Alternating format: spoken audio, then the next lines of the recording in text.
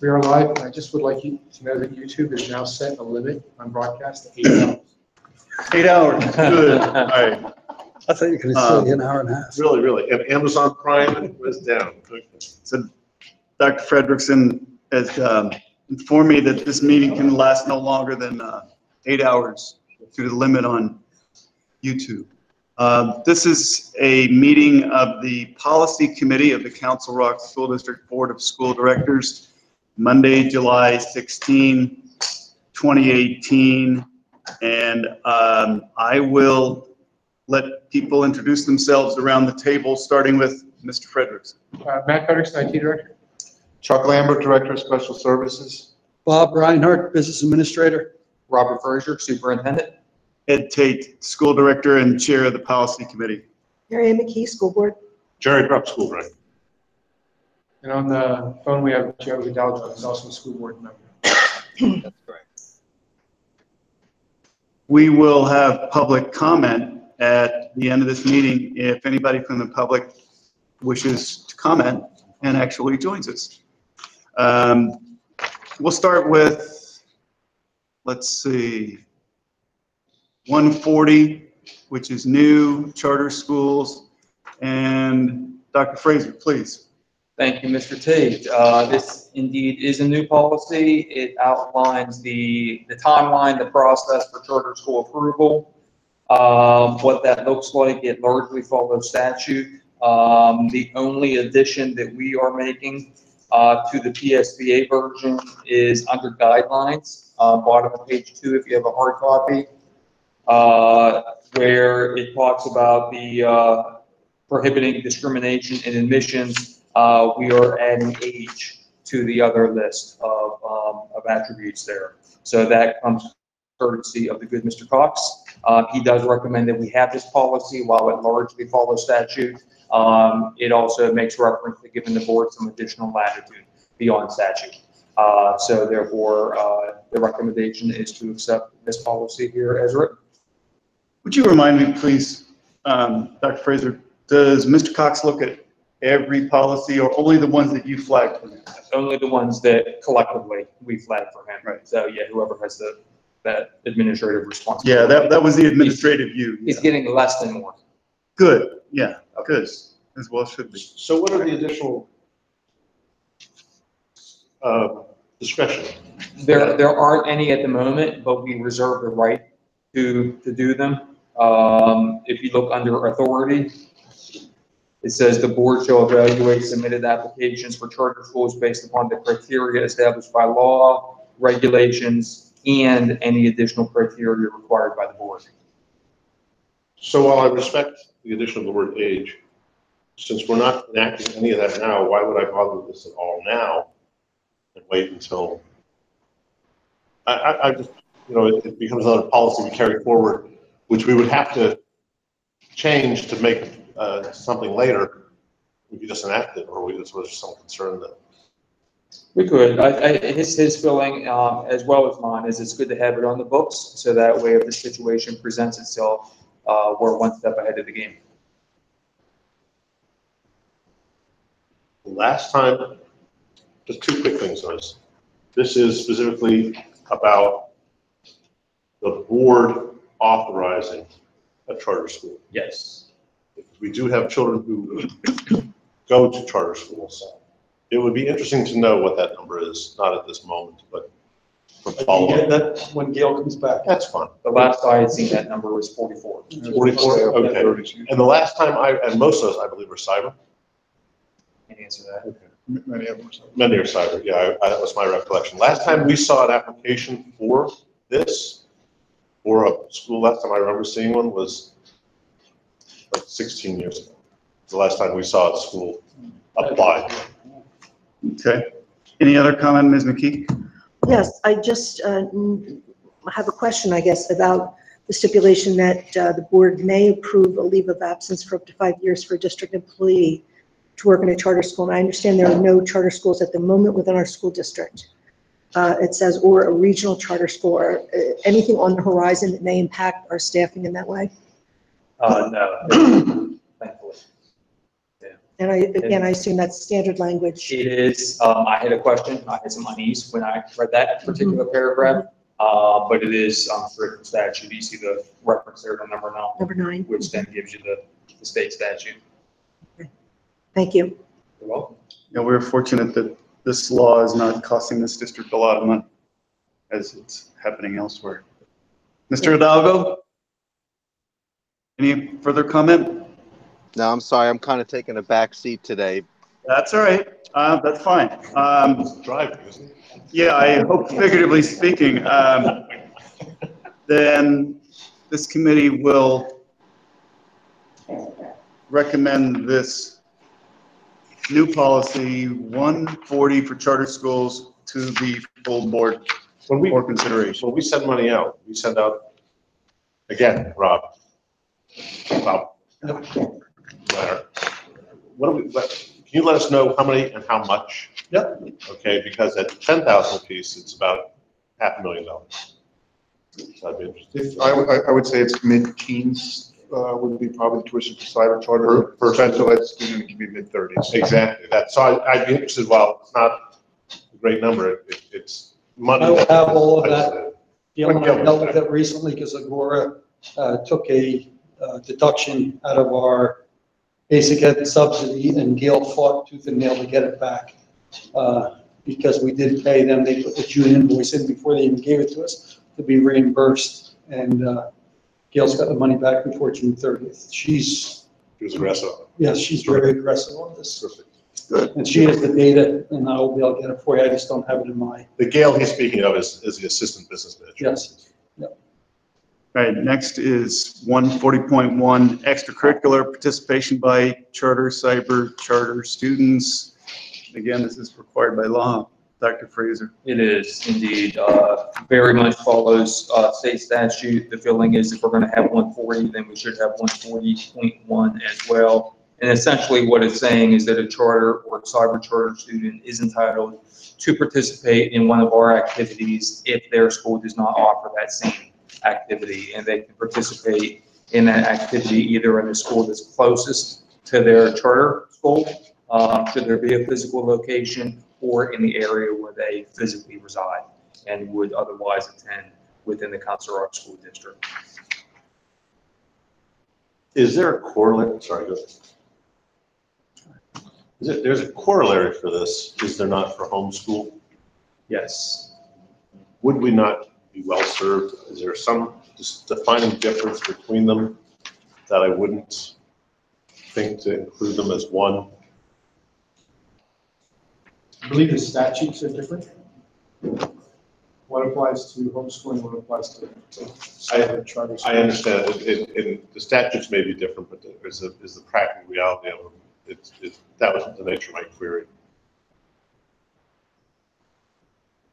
Again, because the issue we had, homeschooling, early conversation was more of how do we handle our students are subject to discipline that may impact their ability to compete.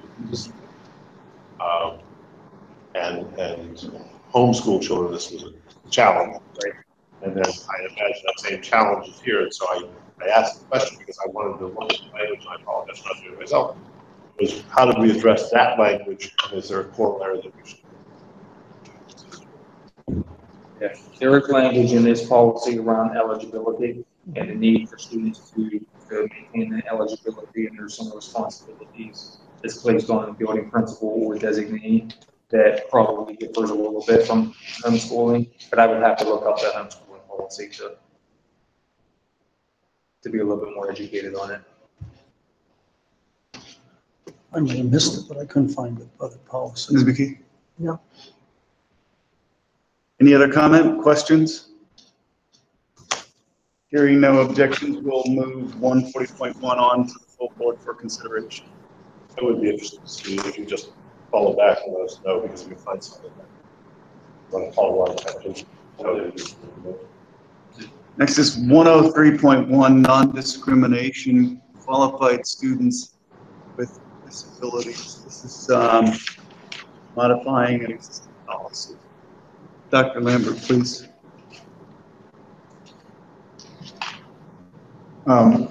Actually, this policy came before this committee many, many months ago. And at the time, we decided to table it until we had council review because of the similarity with our policy on non-discrimination in general, whether there was a need to have both. So at that time, we did go through some of the language changes. What you see before you now are simply those changes that were, which are really none, that were recommended by council. Question was, do we need this, or is it covered by the other policy? And her response was that although it's basically the same in practice, the procedure is the same, the Office for Civil Rights, which oversees Section 504, which is regulations for students with disabilities, would require us to have this policy. So that's why we have it. Very good. Comments or questions?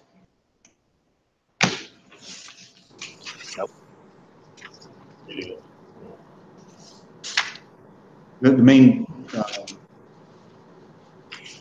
purpose for this is on the complaint process, which is basically the same as it is for 103.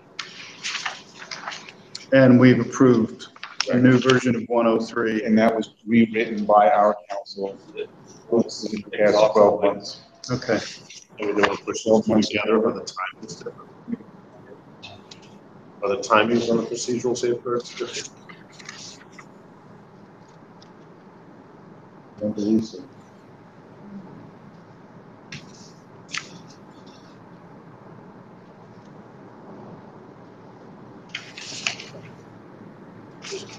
Which is, we have a term using as a defined term, behavioral support plan. Is that defined somewhere here? The definition section? Because we have a section here that says a student, somewhere in here it says a student with a defined behavioral support plan. Which is terminology out of IDEA. So that's what that, so we reference at least some definition. Somewhere we should have a reference in this, that's the term. That any term. No, so my point being that I accept this in IDEA, but somewhere we should make a reference to these terms not defined here, maybe how.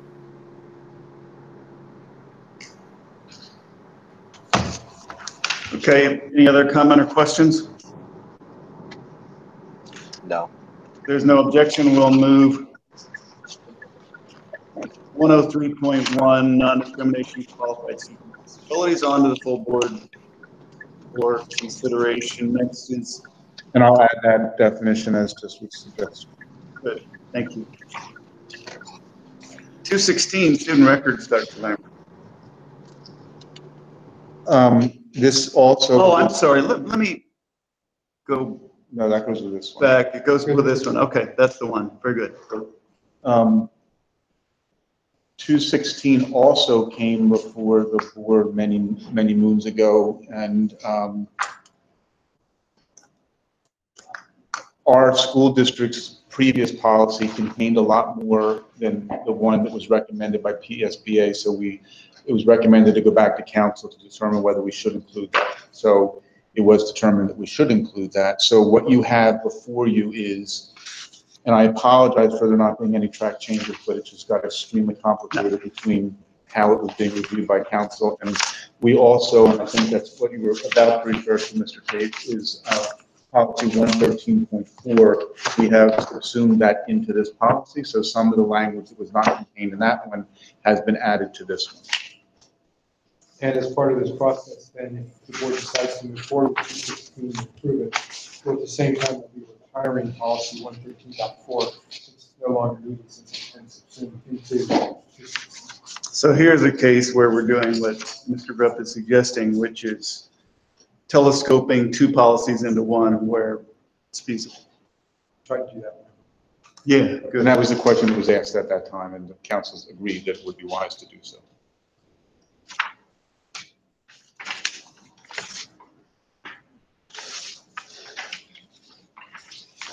What do we have? The policy itself is, very much of it is similar to our previous policy, 216.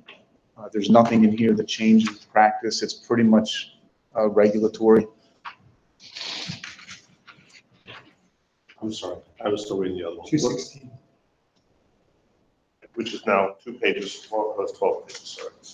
Glasses, Jerry. Yeah. One point, Jerry brought up an interesting question about whether or not our technology tracks access to individual student records. And the answer is no. Okay. There's no audit trail in our software. That's a big ask, I assume. So we think we answer that question then by knowing who has it.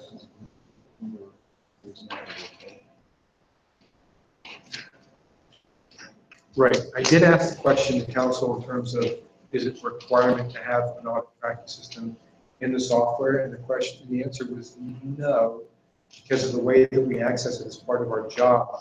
What the law is trying to track is when we're accessing the permanent student record, which is what the file. That's really what we need to track when we have access as not part of the day-to-day process.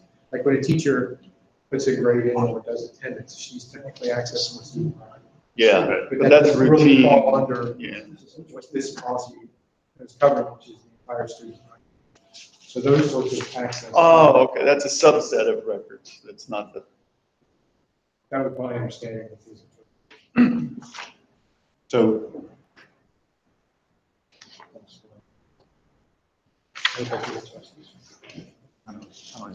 so is this then, this is about both student records that are both electronic and paper? An educational record would include both paper and electronic, as defined by FERPA, which is referenced. Okay, so then, Matt, if we have an electronic record, we have listed here on the top of page 2, destruction, the physical destruction or removal of personal identifiers from records so that the information is no longer personally identifiable. So I'm going to assume that our system doesn't have audit trails that would record that. That the system has audit trails. So it would record that this record was, because this talks about the physical destruction, which is moronic. If we delete a record in the system, there is a record when that record was deleted. And who changed it, and what the value was changed? Not that type of audit trail, no. Not that detailed. No, not that detailed. But this also talks about the physical destruction or removal of personal identifiers. I just want, do we have, separate from this, do we have a policy on the physical destruction of drives and equipment from the district? And a policy for destroying that equipment? I don't know if I can look into that. That would make sense, because if all this stuff is electronic and then we have the I drives at believe the end of the tunnel. policy, I believe policy 706 or 716, which is destruction of property, Destruction. talks about equipment that has sensitive information on it. I don't recall what it says, but So it would make, Yeah, I seem to remember something as well. I'll find out. all right, thank you.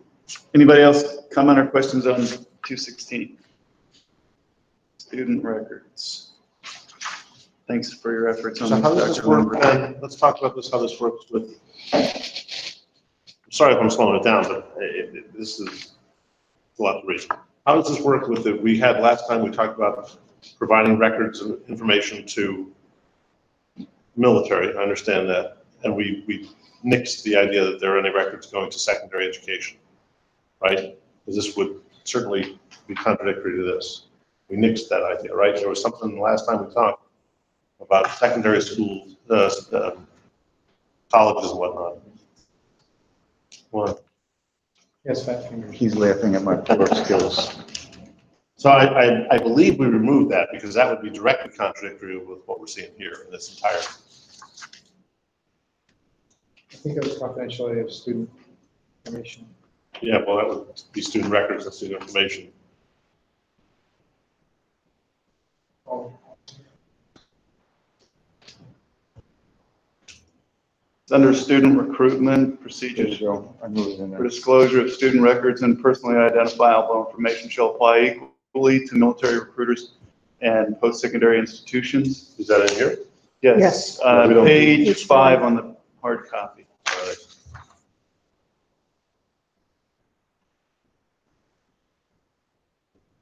We're, I'm sorry. Student recruitment. Yeah, but see that, it doesn't now, because we changed it in the other policy. And so, We don't disclose to the secondary. To recruits in post-secondary institutions, we removed that from our last policy. So then this would be true, because it complies with law and board policy. Shall apply equally.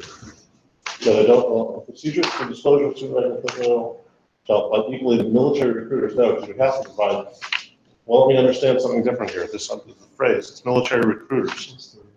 What's the difference between a military recruiter and the selective service requirement for disclosure? There's a difference there. Is there a difference there?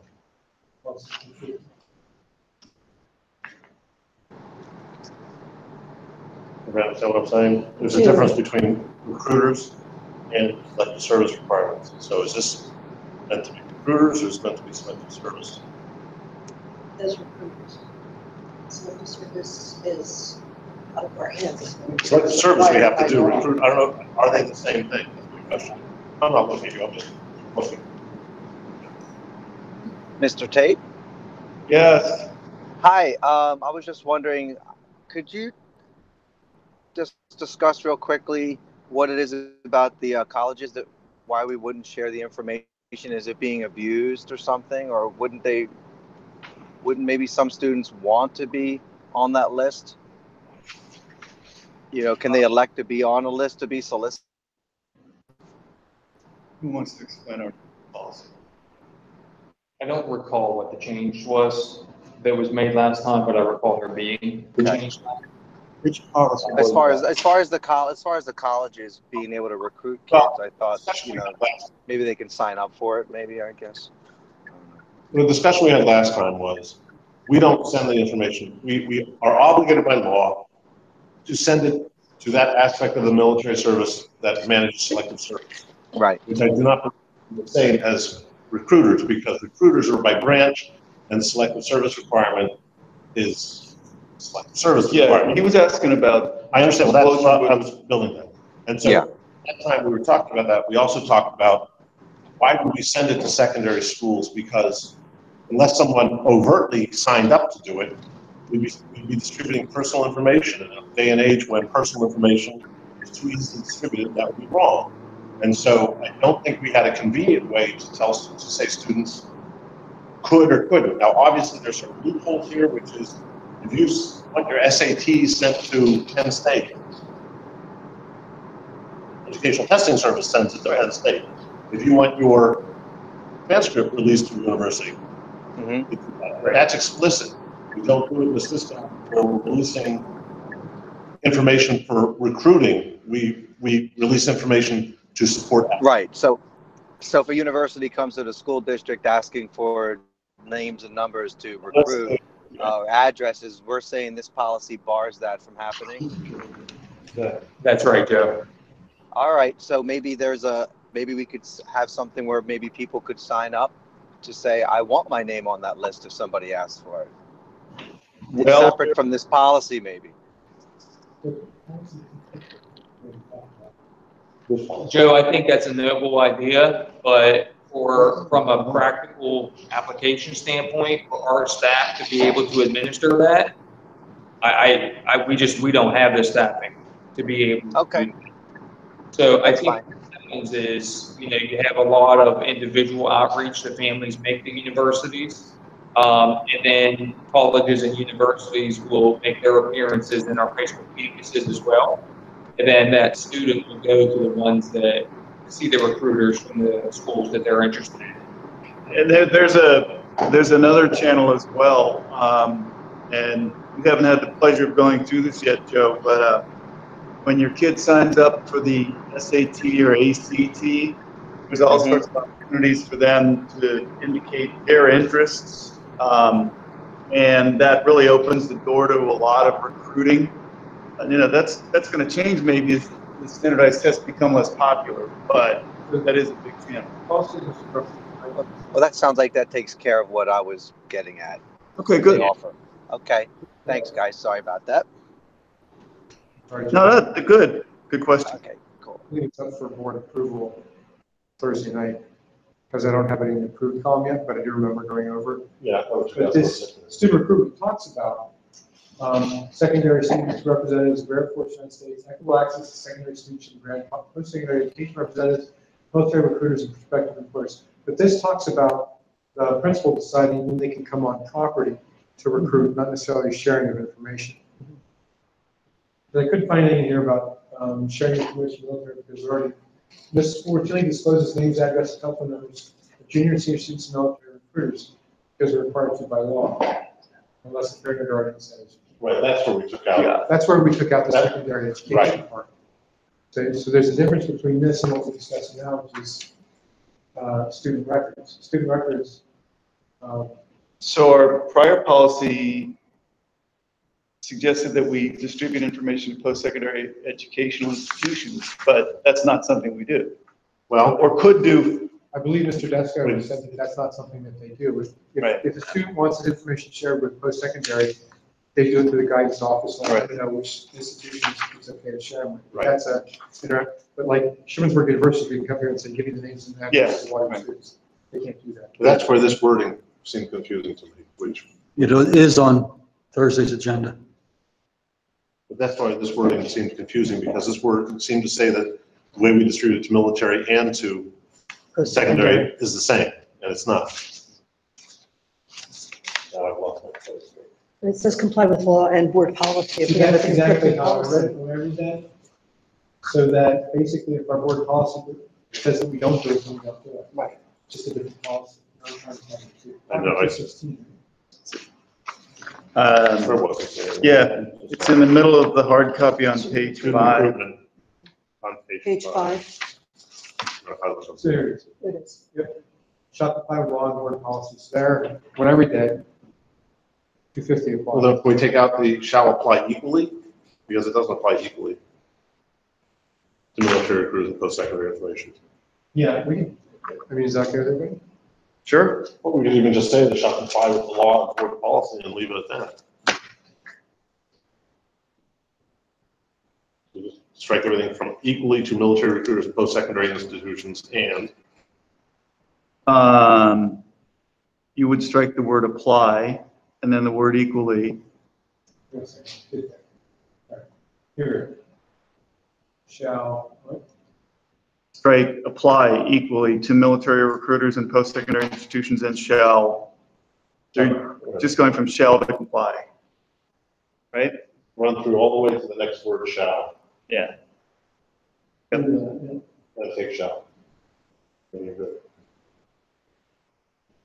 And you're Good. eliminate that problem. Thank you, Mr. Grubb. These are long. All right, any others? Okay. Then we will recommend to the full board consideration of policy 216 and the retirement of 113.4. And Dr. Lambert has done his duty for the evening. Thank you. No, thank you. This question, Well, yeah, I did them today. So what happened was is I actually printed the policy Bob's going to go over for my packet before he made his final change. So he actually was very kind to have to print the ones with the final changes. So you can ignore my packet. okay, so we're taking the color packet to what, 211? 11, 229, 601, 602, 603, Pretty much 604. The rest of the- Everything, the rest of the package. Yep. All right, Do you have them electronically to share for people who are? I've updated. Yes, Oh, okay. they're up. on- yeah. Since then, I've updated the agenda for the meeting this evening and You'll broadcast the right ones. correct. 211 is new policy for student accident insurance. We never had one before. No. What I want to tell you here is that this policy was originally built as if we provide insurance that's paid by the parent. That happens in many of the school districts. We actually purchase a policy. It's worth $41,000. We purchase a policy, so any child that gets hurt, injured in a sporting event or any school-related activity is covered. Accident insurance is just secondary to the parents' coverage. So it'll pay deductibles and things like that, but it would pay an uninsured child for being injured. So this policy, you'll see I tore a lot of it apart and took it out because ours is more simplified. You'll see that it says at no cost to the board, but we do pay the cost. So you can read through this. We notify all the parents that there is they can purchase the extended 24-hour round-the-clock insurance also. Right now, that's about $88 a year. So you can read through this. It's more simplified. The background on this was pretty simple, which was at $44,000 to buy it at an annual fee. That's one litigation. That's one aspect of litigation, that if we didn't have this insurance and the people didn't have coverage, personal health insurance, if there was something that happened, could be a gym, could be, Yeah. you know, when the kid takes a back stroke. Carry the cost for I them. remember the first time, which was a kid took a backstroke with a 9-iron and lifted the other kid off the ground. They would sue the board. They would sue the district. They call that Tiger Woods syndrome. So that's why we moved this probably about almost 10 years ago. Before me, yes. Yeah, it was under Bob Shaw. So we've been doing it, we just haven't had a policy, and this policy authorizes it. Yes. All right. Any questions or comments? Now, here's so this policy then obligates the board. I agree with you. So that we were doing it without obligation wasn't a violation of the law. So Well, why are we doing, so I like the idea of obligating future boards to do it, and if they want to change the policy, they can change the policy. I understand that, but it's just, that's, you know, I'm not trying to leave a legacy that I bound the other future things that I've already financed enough schools that they're gonna complain about that. This, I will tell you, we have a lot of different claims against us. Do we really? Yes. I was supportive of it when we did it, which was much cheaper now, but Yeah, this year it went up I was just from going to like ask how does that 38,000 to rate? 41,000 this year. It did go up, and people are becoming more knowledgeable about it. it started at 16. But it really, But then again, this also just predates the Affordable Care Act. So a lot of people did not have health insurance who they couldn't get it. there still are people that I'm relying. don't have great health insurance that we're paying cost of. So I understand that this is accident insurance, but since our health insurance, we're self-insured, is there any way to tie this in, bring down our rates, do it in-house? Right now, there's a insurance risk component of it, and then Bollinger is the administrator of it. So I forget, Zurich has the risk behind it, and then Bollinger has the requirement to process the claims and everything. I would never want to bring this in-house to make determinations about what an insurance company should pay and what they shouldn't pay. We have had issues with that, and we have had issues where people don't report it within the 90-day period. So then they're dealing with the insurance company. I'd rather have it with the insurance company rather than the business office of the school district getting involved in administering a claim where we may have to say, no, you can't do it. Or you have to see these physicians. Oh, yeah. If they came in, it would not be, the only analogy I can think of would be not unlike a workers' comp claim where we define a bunch of where you had to go and how you had to be treated. We'd be party to a whole bunch of legal actions. Yeah, I don't know that I want it in the business office with parents that would come in and then No, that makes you sense. guys are gonna get phone calls and That makes sense. we can get complaints where I'd rather not have them if we don't have to have them. And so the rates have gone up because of claims, I assume. Yes. Yeah. I mean, at some point, the board could look at this and this could be a budget cut, but it'll be taken, parents are aware of it now. Nurses are aware of it. They're given the papers when someone gets hurt. Athletic trainers are very into it. Mike Horan is, Well, and that's one of the important aspects of this. What happened for this was one of the impetuses, and it's useful, I'm not going to be that much longer. So one of the impetuses for getting this was we didn't want a hesitance in treating a student who was injured because they might not be covered, or the parents might not be able to do it, or maybe we didn't want that hesitance. We didn't, because our perception was that put a greater burden on the Mike Corrans, the student nurses, the school nurses, because they didn't want to engage this family in something they couldn't afford. So I mean, while we may disagree on it, in the same light, the other day we agreed as a board about free and reduced lunch as an obligation for students. This would be in character with that, even to the point that it buffers our staff from a level of angst and concern that they might otherwise have. Yeah, thanks for that. Good. Thank you, Jerry. Mr. Hidalgo, Joe? Nope, that's fine. All's well. I'm going to have to jump because it's going in and out for me. So All right. I'll talk to you guys later. Thank you for your. I'll listen to it. I'll review it later. Thank you. Thanks. Thank you. Bye. Bye. All right. Hearing no objection, we'll move 229. to 21. 211, sir. 211? Okay, 211 will be on the next agenda. Yeah, the next agenda. Now we're moving on to 229 student fundraising. I'm glad you were throwing numbers at me. I knew I didn't prepare for it. I'm thinking, wow, how'd they miss it? This is modification to existing policy. Yes, and I will tell you that I brought this in front of the board previously, and I took a lot out of the previous policy and I put it into the AR. I'm just really bringing back the AR, which is behind here. Yeah. And also the fundraising request form. And if I could highlight two items, you'll probably want to read this, but a lot of this information was also in the former board policy.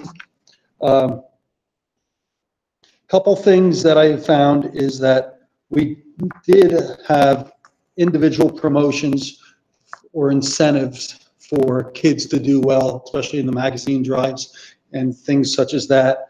And it is now saying that they cannot have that. That's in prohibited activities, the third bullet down. Good. And then door-to-door sales, and they do have class level incentives. So that is to say, if one class out has another one, that I don't know if it's going to be water ice or something, or something like that. Door-to-door sales prohibited previously? Yes. It was prohibited on the last policy. Let me see. Yeah, change came in with a child, not in our area. Direct door-to-door solicitation by all school students is prohibited. That's under authority in the old policy. I don't know. I don't think I gave you the old policy. No, the Matt did. Okay. Yeah, and I like to see that the authority for a lot of these decisions are at the principal level. Do you mean you believe that they should have the right to go to door? No, not at all. Okay. Not at all. Where you see the principal level. Where do you see the principal? You say you like that. Where do you see that? Well, what happens is that they can't have any activity until the principal signs off on it. That's what's really the Application form. application form. If you look at the administrative regs, as far as the work through the policy. I have a question, and Yep. I think it's just my lack of understanding looking at the wording. Under delegation of responsibility, when it says collections by students on behalf of school organizations outside the schools, you mean organizations outside of school organizations, or collections outside of? Collections by students on behalf of school organizations outside the schools may be permitted only by the superintendent. I believe that is saying booster clubs and things like that. If you're using school students, I will tell you, one of the things that may be an issue is they have at some events 50-50 raffles, for the spectators, and the kids are going out there doing these raffle things, and I believe it's prohibited by this because it talks about schools may not be involved in any way with fundraising that involve the use of sale of weapons, alcohol, tobacco, drugs, and material. No, that's not it. There's somewhere on here that these small games of chance weren't Okay. allowed to be on there. 50/50s I've seen are gathered by adults and boosters. So So, I'm sorry, to not understand this better. The school organizations outside of the schools, you mean the organizations themselves? That would be outside of the- PTAs. Okay, so it's another, oh, sorry. This includes fundraising organized by school and/or school district organizations, student councils, class executive Right. councils, to PTO, PTA, home and school organizations, and that would be booster clubs also, which I probably should add. where are you reading? So that's. Definition. That references up under definitions, and I was just confused, having seen those definitions, I was then confused about, well, then what organizations are we talking about outside the schools? So that would be booster clubs? PTOs, PTAs, home and school, those type of, Would that also be if we're doing, some fundraising for Travis Manion Foundation or in kindness with that? I'm thinking usually that is student groups within the school that are doing it just for that So that's purpose. not. I don't think that, You think no. it's talking about Outside related groups, entities? booster clubs and things like that. Well, let's sound that out for a second. Okay. Right, what confuses me is the word school organizations outside of the school. And I'm not suggesting it, in my mind, I'm trying to figure out, is it school organizations, which would be SEB, be the student organizations, they're actually student clubs, those would be school organizations. School affiliated organizations I see what you're saying. would be things that we're not on the board of, that a booster club, Dr. Fraser can't shut down a booster club. I mean, he could try and limit it, but there's a group of parents who have their own charter outside of us. Go ahead. You just take the word school, like right here, just from school. So it would say, collections by students on behalf of organizations outside the schools may be printed only by the superintendent, and then we're covered. If we take the word school out of there, that's up to superintendent. Well, I think that's a good add. I'm trying to put. Are you saying that you don't believe this policy should be addressing booster clubs, PTAs and PTOs, because it specifically talks about that? I'm not jumping to that yet. I'm Oh, just okay. trying to jump. I think what happens is they're of different nature. Mhm. So I'm not saying it should or should not apply. It still refers to the use of students doing these things. Yes. Okay, so that collections by students on behalf of organizations outside the school should, I agree with Matt's point, because that would cover the Travis Manion thing, that would cover any of the other charities who do, Red Cross, whatever we donate to, Well, the Red Pandas, that would work. would you agree that it should then maybe say on behalf of affiliate organizations outside the schools? Because they could try to get Well, Travis Manion Foundation isn't an affiliate. Pep Boys.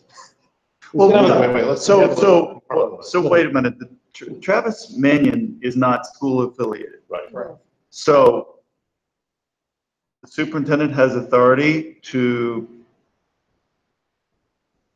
permit collection by the Travis Manion? No, it's Outside I students. think the school Wait a minute, organization is affiliate organization. What I was saying was collecting money, doing Yes. fundraising for the Travis Manion Foundation. Yes, We're saying this is district charity, Right. which foundation, or Right. whatever it is. But yeah, Bob's saying, I think I'm agreeing with him, that's not what this is saying. See, that's what I was confused about, what exactly does this That's mean? what I'm trying to ask. This is who's, well, correct me if I'm wrong, this is which entity is actually doing the fundraising, right? And we're talking here, when we say affiliated organizations, I kind of like that, because we're talking about PTAs, PTOs, HSAs, booster clubs, and the like, because they're affiliated with the school. Exactly. within the schools, Yep. But they're not under the control. So if we just added the word affiliated after schools and out with a hyphen, school affiliated organizations, would that solve the problem? In my Yeah. I read that and that's the way I understood this to be, and I never thought. Okay, let's think about this. Collections by students on behalf of school affiliated which would be things like that they're collecting money to send a band somewhere. That's just, no, that's, Marching- that's, well, that's that's the, the- that's the band, that's No, that's the school function. But if it's the Band is- marching band And boosters, parents. that would be, because they pay a lot of that Right, stuff. if the boosters are gathering money because they want to buy a new bassoon or a new tuba, they're collecting that money. That's not us collecting money. They're collecting money to make a charity donation to us. That would be a school affiliated organization. But not using students. And they might be using students to do that. Now, this does not prohibit the use of students to collect. I'm just trying to sound this out. I'm not saying I want it or don't. This does not prohibit students from gathering money for the PTO.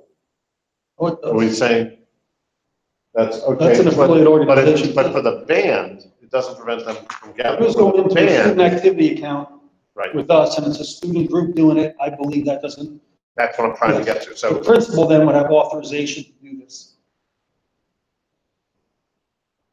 that what you're reading to? The principal could authorize This is saying the superintendent's the only one that can authorize for affiliate organizations. affiliated. Yes, that's the way I read it, So, And that would be the collection by students off campus. yes.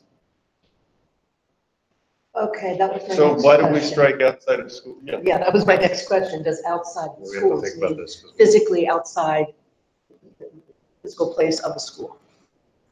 Yes, that's the way I read that. So I would suggest that outside the school should remain. We make it clear though.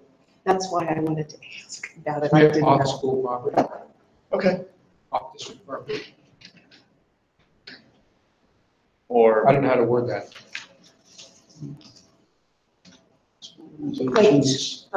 So flesh that out for me. How might that occur? Students are not permitted to go door to door. In the community? So is How might they do that? is this a car wash? But then, Yeah.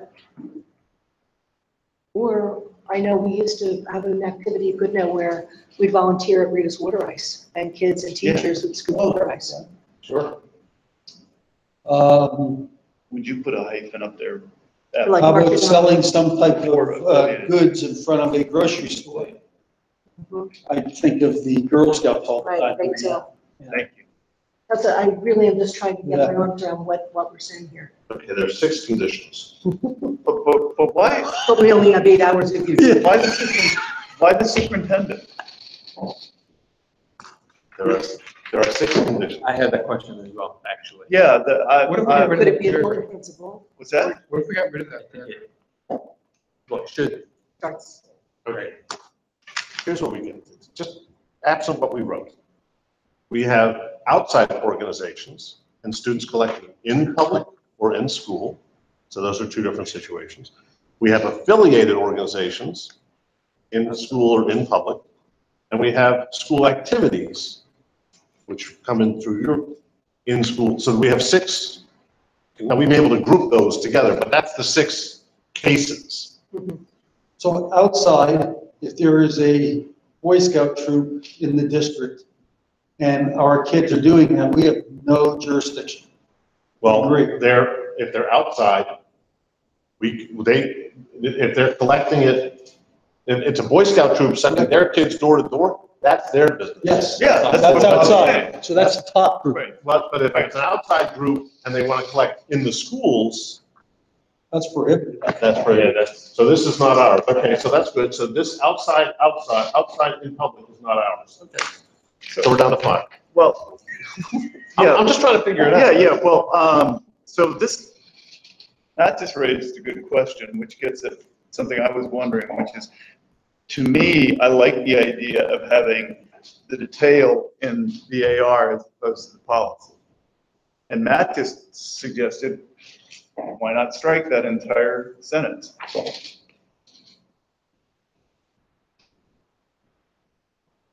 Because the one below authorizes the superintendent to develop AR to implement the policy.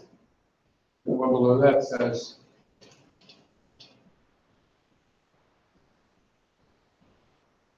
That's student organizations. So if you say that, it would also be to school affiliated, to all student organizations and school affiliated organizations. Yeah, that should, And, right. and all school. This is about student fundraising. This isn't about PTO fundraising. I feel like the other organizations have a responsibility to access policy. I wouldn't want to put that on their board of principals to have to deliver that policy to. When you talk about student fundraising, I'm reading that as using students to do fundraising. That's how I read student. Right, I agree with that. Not around, as in run for students as the labor force fundraising. Oh, so there's other policy that pertains to PTOs raising funds, correct? I believe so. There is a policy there. My computer shut off. Oh, man. Where would I that? wasn't paying attention to it. Oh, I know, there's something here about depositing, wait a minute, it references 618. Yeah, that is just handling internal controls. All that is I get very concerned about, we're gonna deposit X amount of dollars and we're gonna hold this cash out to Yeah. be able to do Cash in things. the drawer. I am trying to get it out and everything gets recorded and then checks are issued so that we have a full accounting of it. I believe there are situations still that people say, oh, I have to tip the bus driver that's gonna take us, so I'm gonna keep $100 of cash here so I can hand them the tip, rather than we tell them to put it on the invoice if there's some type of tip involved. So it goes through the organization as opposed to some cash being handed. So you're around. not doing the dispersing the organization? I reset Yes. it back the way it was. So that's all that is to try to. I have to tell you, I asked, not this, do we have a Square trade account? A what? Whatever it is, the Square account, we don't have, for Credit card. activities to process credit cards. I would love to get a system in place, but it always costs us a fee. And I've gone to the principals once and it's been turned down just because a lot of it, the bigger price things, a 4% fee onto like the That was like 1.25. senior trip or something like that.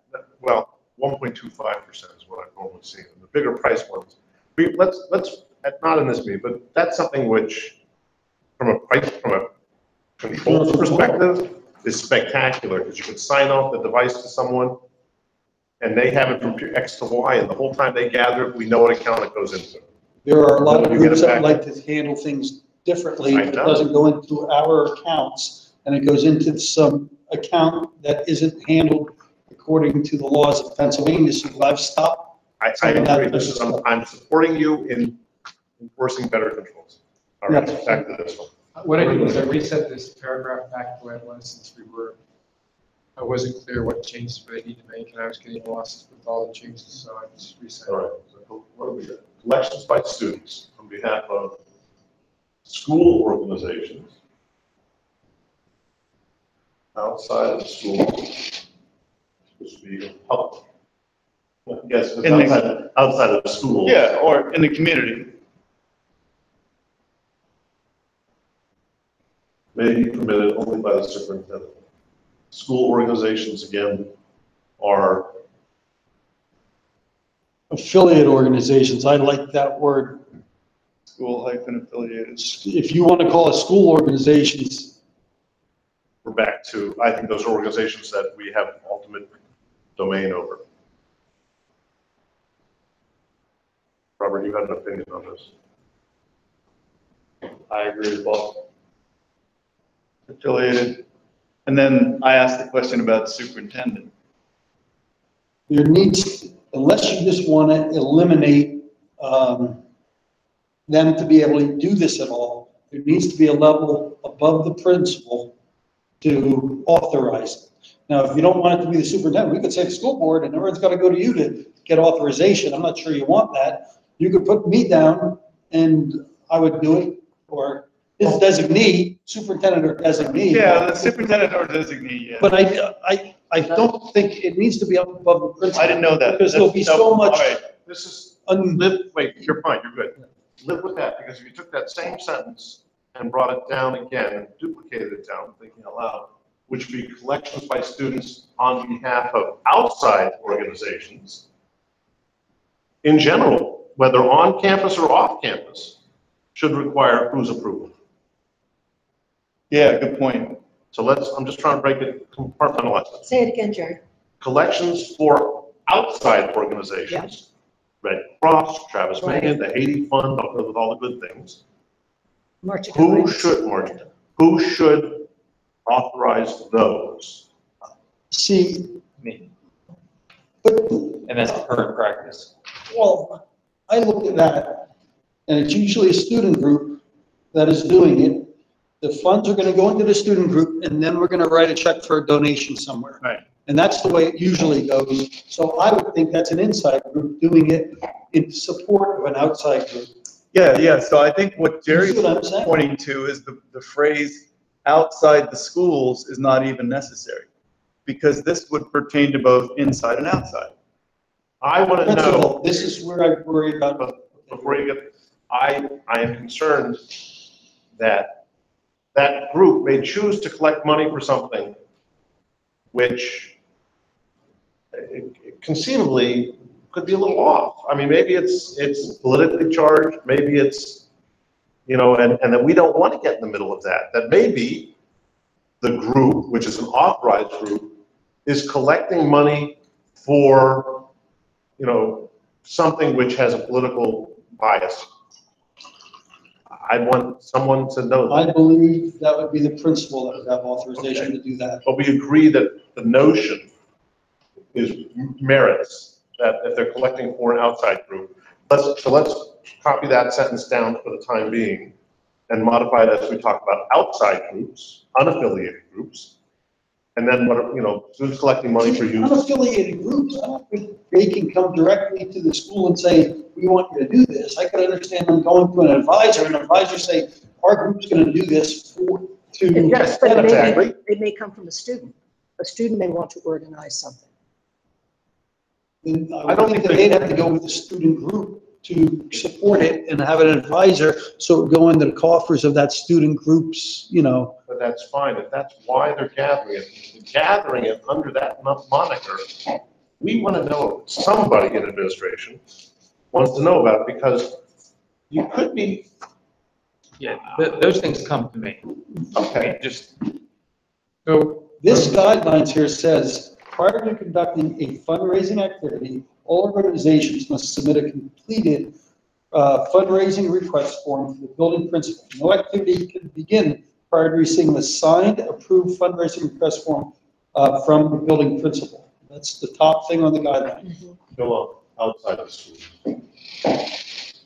So this is to say that gathering money, using students to gather money for a group outside of benefit of the school district, that's the intention of gathering the money, needs to be approved by the superintendent, whether it's in the schools or out of the schools. Yes. You would need to know about that, if they're using students under the auspices of the school. Now, you're right, the Boy Scout didn't come in.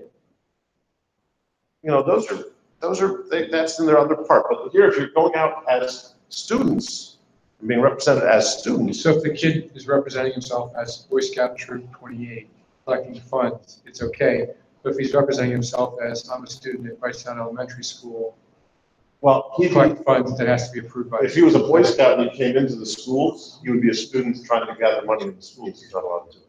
Understood, but I'm saying he's taking a street corner or he's going to. I'm a Cub Scout, I'm gathering money for XYZ, you can do that, I can't. But if I'm a kid going through the neighborhoods saying I'm a student at Wrightstown Elementary School raising money for, Can't do it. without- So, all right, so I know it sounds. let's do one at a time. So the first sentence, collections by students on behalf of school-affiliated organizations outside the schools may be permitted only by the superintendent. That's clear, correct? All right, But they could gather, but that would allow them, without notice to the superintendent, to gather money for the PTO program in the school. If the PTO was having a pencil sale, they could do that without notifying because the school affiliated. And it needs The the building principal would have the principal, yeah. responsibility of Okay, that. right. So the second line, collections by students on behalf of outside organizations. This has to be within the schools, correct? Collections by students on behalf of outside organizations. He's saying it's like the Red Cross or something, which I'm concerned that there'll be a student group that wants to raise money for the Red Cross, and then that should go through the principal's office. You know, that they do a fundraising form with the principal. You see what I'm saying? I'll leave Right. I'll leave that to Robert's discretion where he wants that. What I'm talking about, for the second sentence, if you read it now, it's saying that Boy Scouts can't collect money without the superintendent's approval, irrespective of where they're doing it. So, If they're representing themselves as a Boy I don't Scout, know. okay, if they represent themselves as a student. no, I'm suggesting that sentence is too broad because It's, and Matt came to the point, which was, Timmy is a Boy Scout and at Wrightstown. If he comes to your door and he says, I'm from Boy Scout Troop 132 and I'm collecting money for XYZ. that's we not have our no part business. in it. I know that's not the Exactly. point. But if I come and I say, I'm coming to you because I'm collecting money for the Wrightstown Elementary, we're collecting money to send to anything. Well, you shouldn't be going door. I know, that's the first sentence, but I'm talking about the second sentence. The second sentence right now doesn't make any sense. I agree, and I agree because we would never approve an outside organization. Yes, fundraising our school. we would, the superintendent would only approve collections by students on behalf of outside organizations within the schools. You collected money. Can I finish? Go ahead, I'm sorry. You see what I'm saying? That's the only reason to have that sentence. Does that make sense? Did I explain that? Say it again for me, Ed. Collections by students on behalf of outside organizations. No, let me put it in, collections by students within schools on behalf of outside organizations may be permitted only by the superintendent. So the difference you want is within the schools. Yeah, because outside of the schools, we don't have anything to do with, that's their business. Yeah. So what we're trying to do is stop students from raising money for the Red Cross within schools without permission.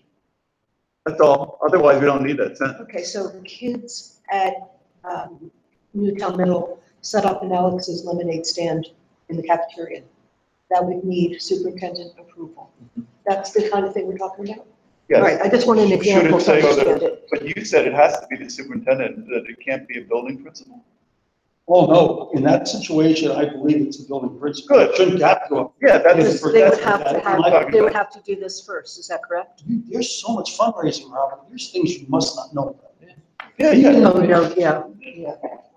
Okay, so here's one of the things I'm hearing. We're saying, let him finish that conversation. Yeah, and then up there, Matt, collections by students within schools. No, yeah, does it work there? There was a phrase that we're saying by, or, and the question, I come back to you when you say we haven't done it. We haven't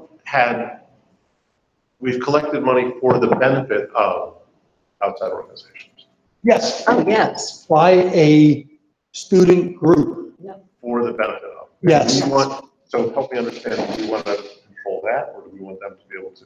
So I'm going back to that difference, which your example, the Red Cross, they weren't collecting, collecting as the Red Cross, these kids, they were collecting for the Red Cross. Yes.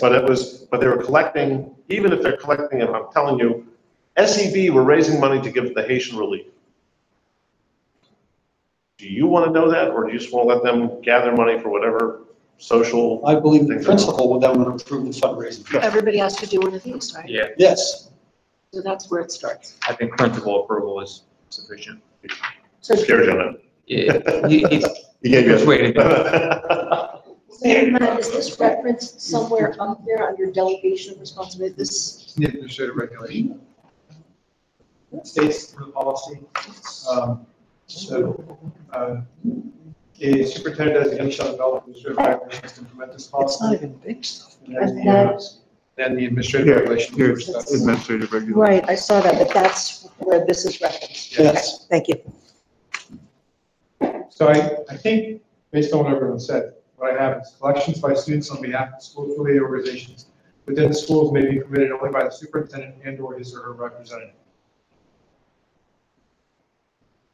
And again, that's only talking about school affiliated organizations. Yep. Is that all we need to address in this? No. Because that's, I didn't think that was what we're But talking does about. does the AR cover all that? AR says before a kid can collect anything, any fundraising activity, a form has to be filled out. And that's, Can we just, Well- can we just remove the on behalf of school affiliated organizations? We just say collection by students may be permitted only by superintendent and/or his or her representative. I think so. And then we're That covered. covers it. And the AR is specific as to the form and everything. You like that? I like it. All right. well, wait, the only thing I don't like about that is, and I hate to do this, that gives the principal authority to do everything. Because he's gonna say to the principal, Is it you're in the my administrative representative. regulation? No, the administrative regulation should reference what they can and can't do. Put it in the AR. Okay, well then I'm gonna add a thing. I'm just trying to figure out, we say no door to door. How do we think the citrus is sold? I don't know how we think the grapefruits are sold every year. They still do that? Pretty sure they do. I'm surprised they have a mattress sale. That one strikes me as a little peculiar. That's bizarre. Well, You know about that one? Maybe it's a high margin I heard item. about that, yeah. On a Saturday, you could buy mattress at South, I think it was, wasn't it? Something. Well, But see, that's. No, because But let me be clear, that's the type of thing which bothers me, which is we're selling a mattress under the auspices. I mean, we're not, the school, they're not buying the mattress and reselling it. They're authorizing someone to sell it. They've got a split deal. Yes. is it a The booth? Boozer Association. We're not taking any risk. We're not buying inventory to sell it. It's like consignment. And, yeah, it's a weird one, but, I think door-to-door sales, I know what you're saying, Jerry, which is the kid in my neighborhood who knows us is coming up and walking door to door to his neighbors. I don't, So I think it's wink, wink, nudge, nudge. yeah. Well, I will tell you that there's a magazine drive at the middle schools that I believe that's happened. I've kept it in here because it's always says no door-to-door on our old policy. I don't want Yeah, to. and I don't, yes, and I agree, I am agreeing. What I'm saying is that if a kid I know comes to my door selling something, that's not door-to-door sales in my view. That's a kid who's coming to our door, who knows us, who's doing a school fundraiser. I think the way I would define door-to-door sales, Yeah. we could spend all night trying to define it, would be literally door-to-door sales. Let me give you the root of the case, which was the little girl went to someone who lived on her block, had no idea this guy was on the Megan's list, or maybe this was the case of Megan's list. That's a good reason. He went, but he knew her, she knew him, she waved at him every day as he drove down the street. And they found the body wherever they found it. That's the root of it. So this, I hear you say it, and that's the classic thing. I'm not picking on you, but that's the problem we have, which is, well, but so-and-so. That's why, okay, that's God, why we that's should, the problem. that's why we should prohibit it. Exactly. I agree, I'm agreeing. Cool. Okay. So let's leave it in. We're good, we're good. Oh, no, we should prohibit it. We should enforce it. Right. Yeah. It's enforced. Which is, we should be looking at sales candidly.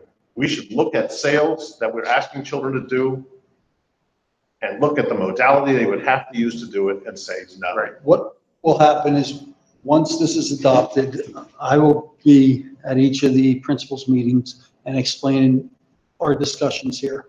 Good. Let's touch the third rail for a second.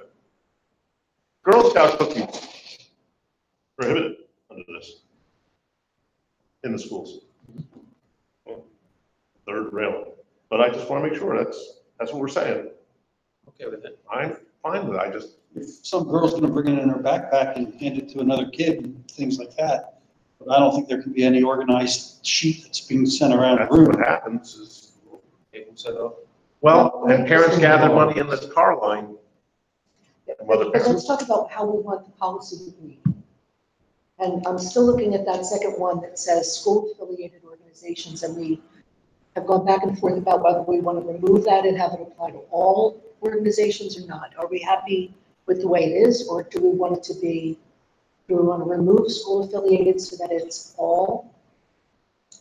I think, I don't think he can be responsible for. No, but I or understand, designate, or designate. I think once, if you added or designate or representative, however you choose, I think you get rid of, it just becomes all collections by students. The principal should know what's going on in his building, or her. That's what it comes down to.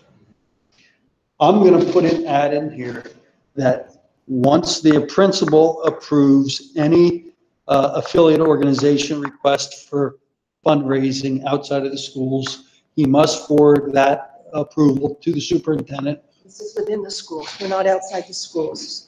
No, This is within the your schools. question is a My good one. question is about, should it just be school-affiliated, or should it be Any. any? And so we could strike school affiliated right there. Is that what you're suggesting, Mary Ann? I You're am, saying every fundraiser would have to go through his office. No, it says, no, Yeah, the representative is still. over there. representative, which would Oh. start with the building principal. Oh, yeah, we could do that now, because I'm going to add it here to say the superintendent has to also You're gonna approve add all. finance administrative. Yeah, yes. Okay. Because You just need to be consistent, because that's, I have fears that I'm gonna have, well, Miss So-and-so permits this Girl Scout cookies, because she set up a table, you have to be there, and this one doesn't. Right. We're gonna get that. Yep. all right, so you want to strike school affiliated? Yep. That's what you're if suggesting? that's okay with everybody else, I want it to be understood that It applies to all all. fundraising needs approval, or it needs someone to say, yes, you may Right. engage in that. Okay, Good, all right, So is that okay the way it reads now? I think so. you know, he's gone, we can do like Yeah. 6 quick, Motion is. Okay, all right, that's, just say, Jerry, they're that's, done. 229, student fundraising. Yay. We're moving on to 601, financial objectives. Yep, the only thing that changed on this one is it now indicates this district shall submit an annual financial report to the Secretary of Education by October 31st. That's always been the requirement, and it's just adding that to this policy. Oh, So I think we're in good shape with that. If you look at the, well, you have the other Yeah. policy too. Yes. There's not much to this. It's not hard. yeah, I policy. looked at it Mhm. today earlier. Okay. Any concerns, Mary? No. All right. 602, budget planning. Yep. This is all fine too. I did take out Director of Business Administration. I just put administration because number 3, prepare an annual estimate of anticipated school enrollments. Oh, that's not Barry something- really gets Yeah. involved in that. Yeah. Prepare a long-range plan for annual maintenance and replacement of facilities. That's really Doug. Maintain an inventory and replacement schedule of all district equipment. That's Andy Rowe, Matt, and Doug. Yeah, And then number 9, I took out because it talks meet periodically with the municipal governing boards to review their planned expenditures and effect of school and community costs on the district tax rates. I've never done that, and I don't want it to be an expectation that I start unless the board thinks I should go out and maybe do a budget presentation to all the. that doesn't make sense to me. I like number 6, by the way. You didn't mention number 6. I like that a lot. Well, yes, that's Matt too. Well, that's why I took out business administrator, Yeah, that makes good sense. okay? Yes, Good. thank you. Jerry, did you see 602? I'm looking, I'm sorry. That's all right. Everybody needs a break once in a while.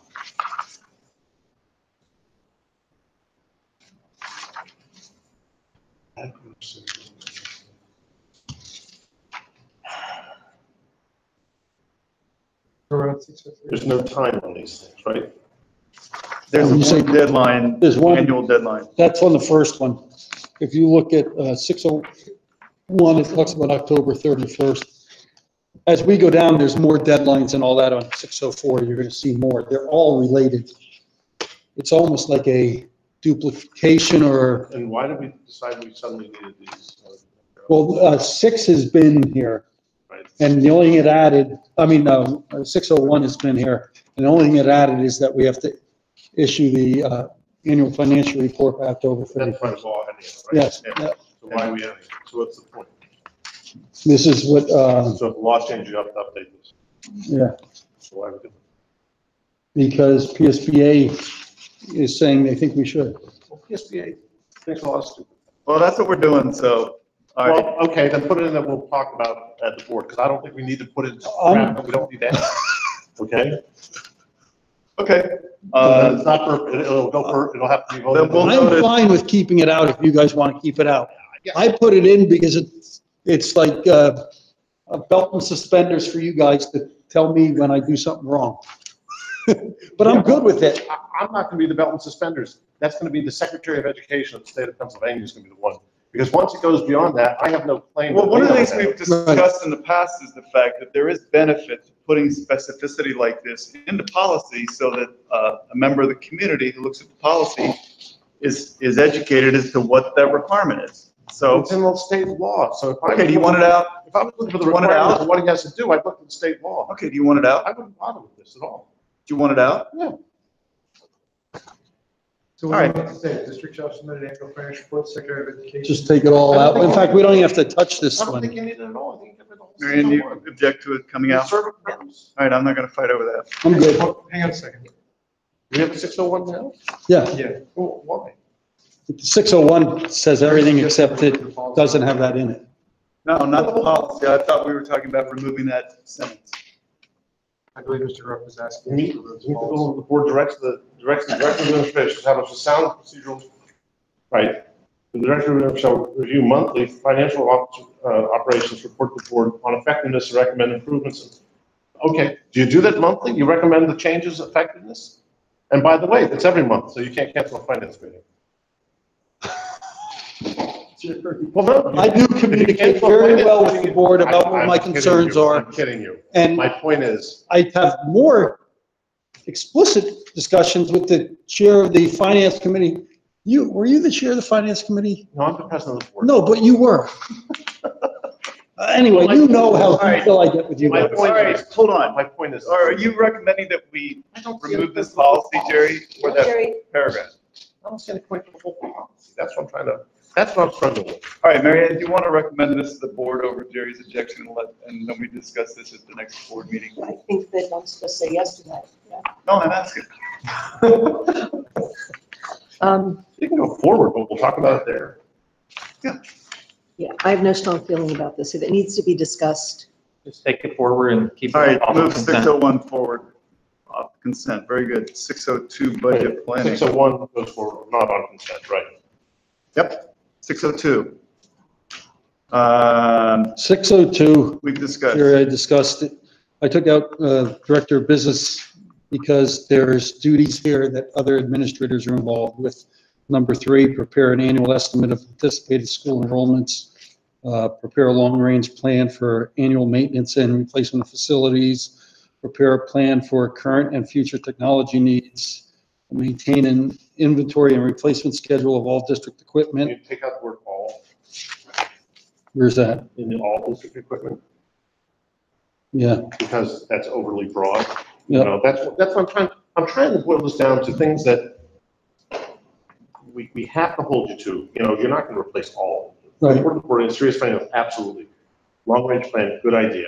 Maintain plan of anticipated revenues, and an annual estimate of anticipated school enrollments.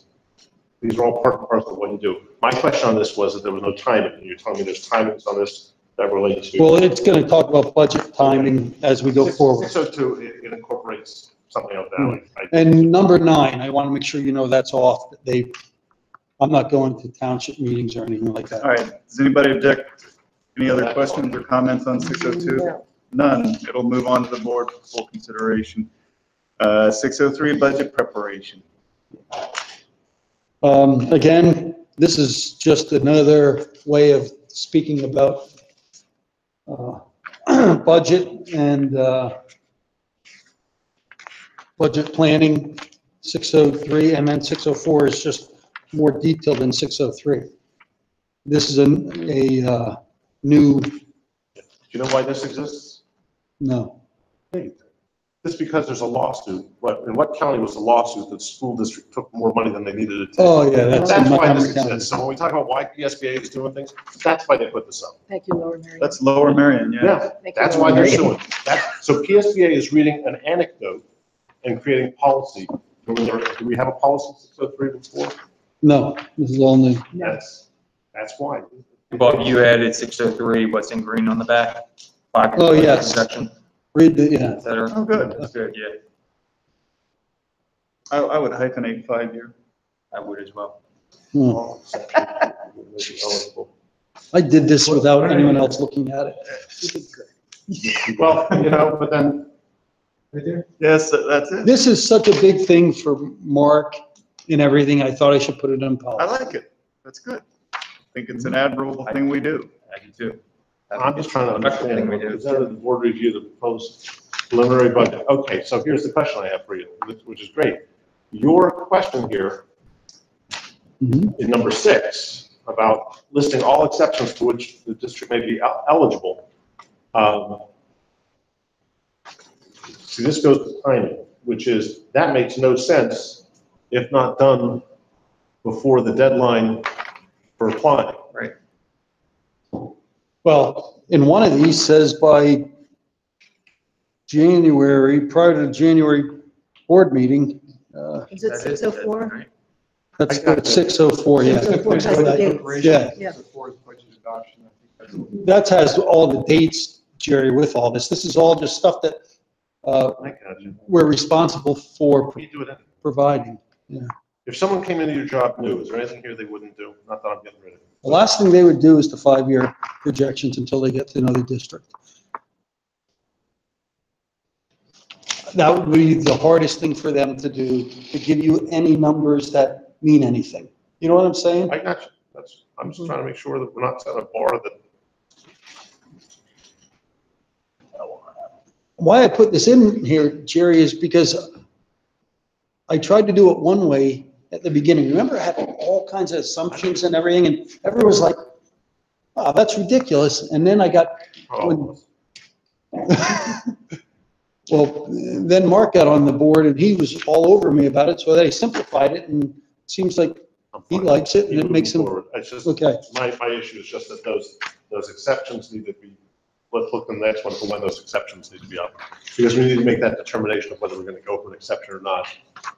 It has to be done by January, yes.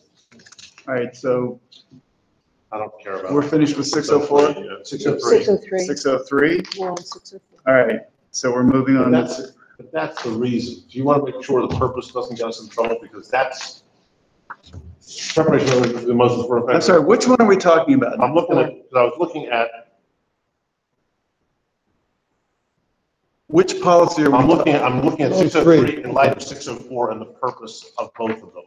Because the whole purpose of this came out of a lawsuit that somebody was accused of taking more money than they needed. I'm familiar with. You're So talking that's- about Lower Merion. I Yes, understand. so I'm trying to understand, I don't want to have a policy where the purpose of the policy is, we violate the purpose of the policy because we're planning for many years and we look ahead to how much it needs, because there is a thought that you could interpret certain things that say, well, that, you're looking too far ahead. This purpose is to generate this budget, not future budgets. That's why I'm looking at it in that light.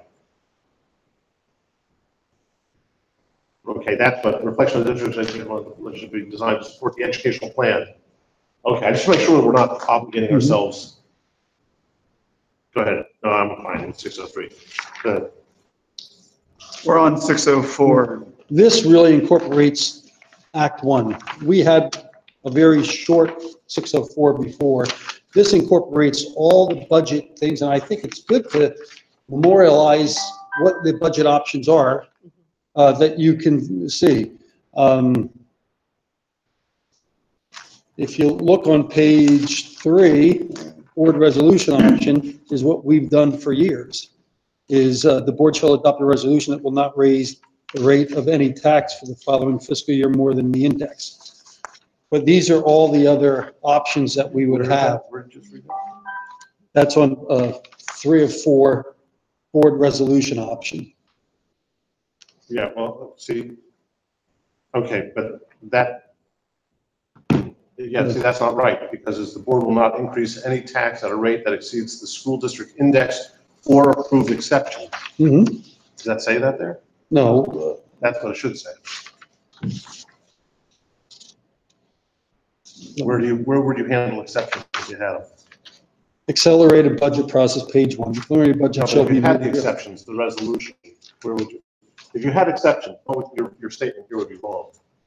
Then we'd have to go with You'd be doing that. this You'd be other doing this. process, then we'd have to go. Okay, I'll leave that.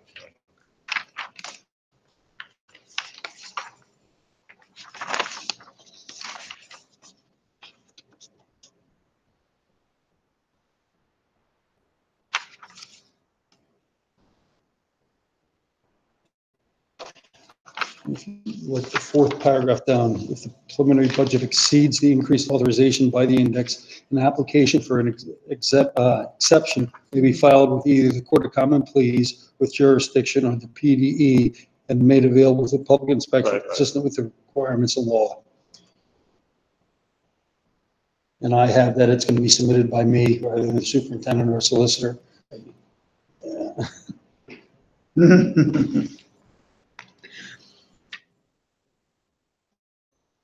And then I have that in the event of the court or PDE denies an application for the exception to the index limit adopted as part of the preliminary budget, the board may approve immediate filing for a referendum question as authorized by law seeking voter approval for a tax rate that exceeds the index. This filing shall be performed by, and I have the solicitor.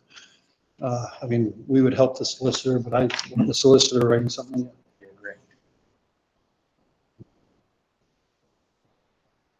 Okay, maybe I'm not seeing. What are you looking for? That's what I'm trying to figure out. If you wanted, spell it out, I'm stupid. You spend a lot more money on the budget for certain items that are exception items that have come forward, and you want to apply for the exception. So instead of going up to 2.x%, Yep. you need an extra 1% to do something else. Which of these plans do you follow?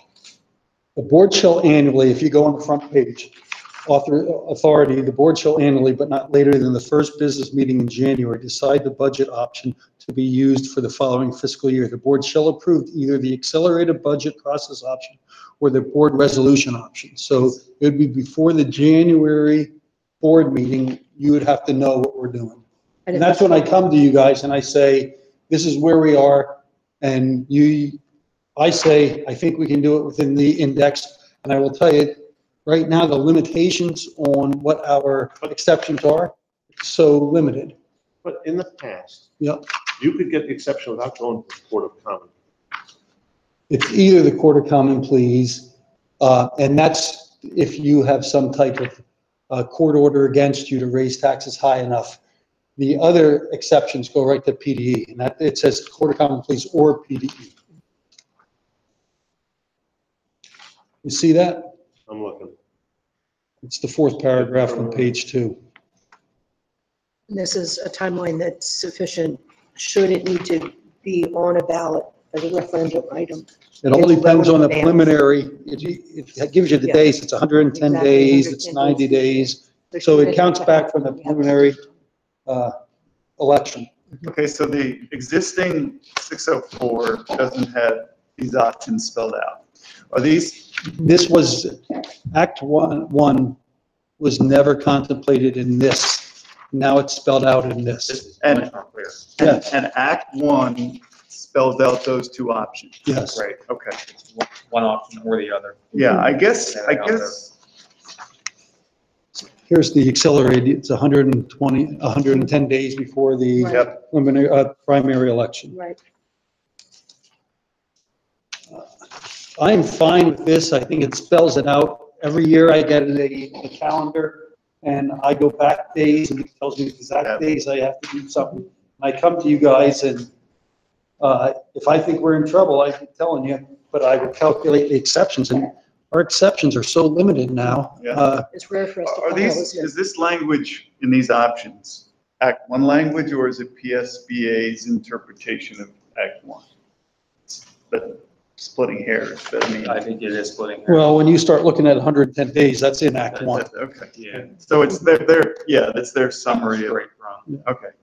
If you could do me two small favors. Please. One, a little better description in the authority, which is describing how we're taking the two paths, how the two paths diverge. Because basically, to foreshadow a little bit that, and then the next thing I will ask you would be to reverse the order of presentation of the two items. That to have the board resolution option, which is the path we normally take, presented first, okay? I'm going to bring this one back to you guys. Does that make sense? Yes, I can understand. And then I'd like, in the authority section, it would make sense to speak to that, and you may have spoken of it before, which was if the preliminary budget calls. for- Exceeds. It does not exceed. Yeah.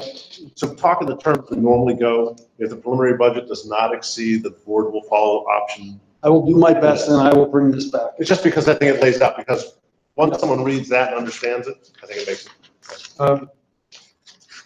Something else? I believe the changes you're asking for are minor, Yes, wordsmithing changes, I do too. and don't require it to be brought back to the board. You can make those changes prior to the board meeting in August. Yes. I can get the changes to the board for their review before the board meeting. Move it for approval. Okay. Yeah, good idea. The content of the options is fine. It is simply the addition of what that, what. Once I write it, Jared, I'm going to send it to you. Just send the paragraph to me and Ed. Well, you'll be more passionate about it.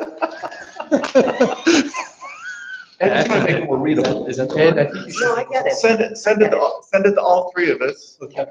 And that's a great solution. Yeah. Good. And I like the idea of reversing the order of the two Yeah. options. Because that's what we do. Yeah. We want to do anyway. That's the way we normally go. Good. Yeah. All right.